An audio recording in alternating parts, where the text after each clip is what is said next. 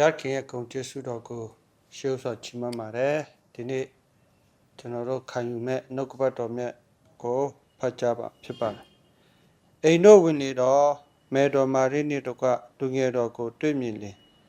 ပြက်ဝတ်ကိုးကွယ်၍မိမိတို့ဘာနာဥစ္စာတို့ကိုဖွင့်ပြီးမှလောပါနှင့်မူရန်တီဟုသောနှံ့တာမျိုးကို၎င်း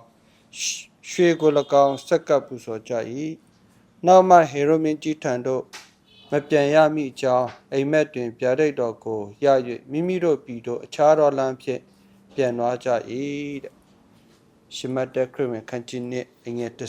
30ကနေစနစ်ထိဖြစ်ပါတယ်ဘုရားခင်ရဲ့ကျေးဇူးတော်ကြောင့်ကျွန်တော်တို့တွေ2025ခုနှစ်ရဲ့ခရစ်စမတ်လရာသီထဲကိုဝင်ရောက်လာရခြင်းပဲဖြစ်ပါတယ်ခရစ်စမတ်ရောက်လာတဲ့အခါမှာကျွန်တော်တို့တွေပထမဦးဆုံးကတော့ကျွန်တော်တို့အိမ်မှာပြင်ဆင်မှုတွေမျိုးမျိုးပြုကြပါတယ်ဘုရားကျောင်းမှာတွေလည်းပြင်ဆင်မှုတွေပြုကြတယ်ဒီလိုပဲကျွန်တော်တို့ရဲ့အသက်တာလည်းပဲပြင်ဆင်ဖို့ရန်လွတ်တယ်ဆိုတာကိုလည်းပဲတတိရဖို့ရန်အတွက်လွတ်တယ်ဒါကြောင့်ဒီနေ့ကျွန်တော်ခွန်အားပေးခြင်းတဲ့အချက်ကတော့ဘာလဲဆိုရင်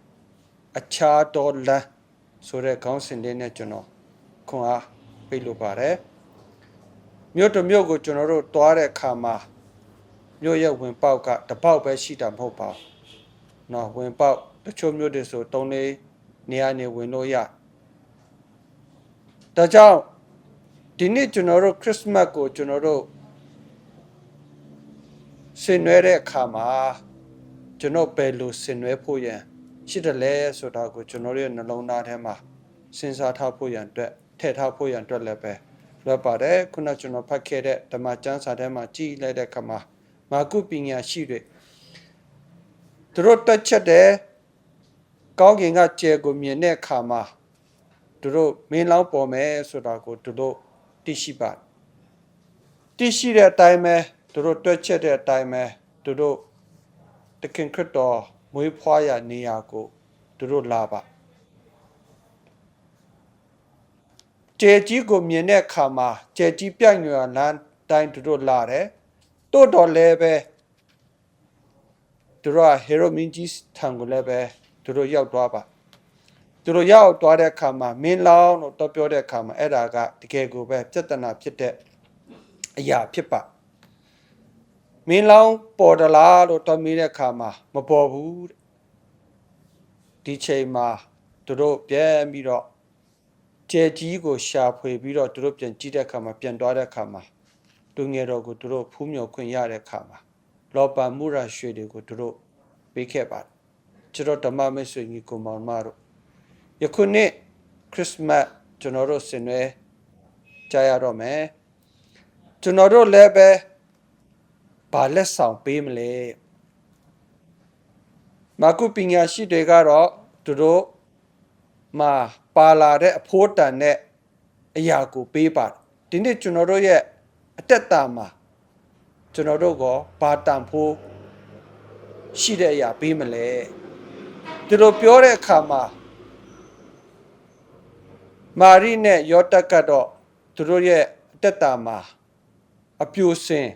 အပြိုဖြစ်ခြင်းလူပြိုဖြစ်ခြင်းကိုသူတို့ပေးဆက်ပါတိုးထိန်တွေကိုပြန်ပြီးတော့ကြည်လိုက်တဲ့အခါမှာသူတို့ကကောင်းကင်တမန်လာပြီးတော့ကြားပြောတဲ့အခါမှာသူတို့ခံယူပြီးတော့ရဲဝဝမဲ့သူတို့ရဲ့တိုးတွေကိုတောမှာထားပြီးတော့သူငယ်တော်စီကိုသူတို့တွားပါ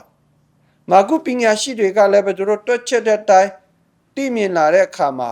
သူငယ်တော်စီကိုလာတယ်လက်ဆောင်ပန်းနာပေးလိုက်ပါလာတော့ကသူတို့ဖာတာသူတို့ရဲ့အတိပညာအတတ်ပညာနဲ့သူတို့ကလာတယ်လမ်းမခဲ့သူငယ်တော်ကိုဖူးမြော်ခွင့်တွေ့မြင်ခွင့်လက်ဆောင်ပန်းနာတွေပေးခွင့်ရပြီးတဲ့နောက်ပိုင်းမှာအိမ်မက်အားဖြင့်အခြားသောလမ်းနဲ့ပြန်ရမယ်ဆိုတော့ကိုဖျားရှင်ကသူတို့ကိုပြန်ပြောလိုက်တဲ့အတိုင်းပဲသူတို့အခြားသောလမ်းနဲ့သူတို့ပြန်ပါတယ်သူတို့လိုရာခီးကိုလည်းပဲရောက်ရှိသွားတယ်ဒါကြောင့်ချစ်တော်ဓမ္မမိတ်ဆွေညီကိုမောင်မတို့နှစ်ပေါင်းများအချို့တော်သူတွေအတွက်ကတော့နှစ်ပေါင်းများစွာခရစ်စမတ်ကိုဆင်နွှဲခဲ့ကြတယ်ဘယ်လိုပဲပုံပဲနည်းနဲ့ဆင်နွှဲခဲ့ကြလဲတော့မသိဘူး တို့တော်လည်းပဲဒီ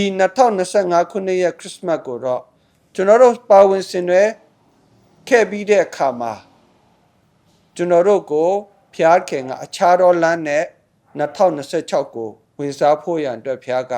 လမ်းဖွင့်ပေးမယ်ဆိုတဲ့အကြောင်းကိုကျွန်တော်အနေနဲ့ယနေ့ဤနှုတ်ကပတ်တော်အားဖြင့်ချစ်တော်ဓမ္မမိတ်ဆွေများတို့ကိုခွန်အားပေးလိုပါတယ်အားလုံးပေါ်မှာဖျားရှင်ကွယ်ကာဆောင်မှပို့ဆောင်ကောင်းချီးပေးပါစေ